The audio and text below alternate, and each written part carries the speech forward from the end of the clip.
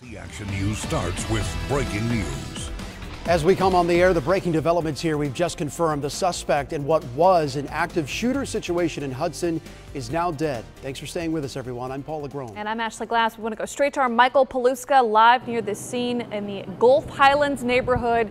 A lot of new information coming in. Michael, bring us up to speed.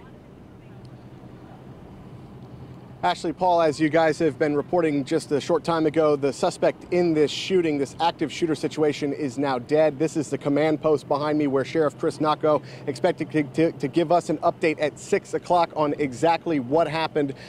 Parents here that were waiting to pick up their kids from Gulf Highlands Elementary School, as you can imagine, were relieved, just relieved to know that the active shooter situation was over. This didn't happen on school property, but it happened about 2 blocks away from the elementary school in that subdivision. And from witnesses we spoke to, they said if this shooting would have happened 5 minutes later, the streets would have been filled with kids walking home from school, parents picking up their kids, kids on bicycles. So it happened at the perfect time for people because the streets apparently were empty. One witness said that he heard 2 shots, then he watched 2 deputies open fire on a house that was on the corner of the street that he was on, driving in to pick up his 9-year-old granddaughter from school. Parents really were in chaos mode. They were just in a parking lot to my left of where we're standing right now, waiting to figure out where to pick up their children.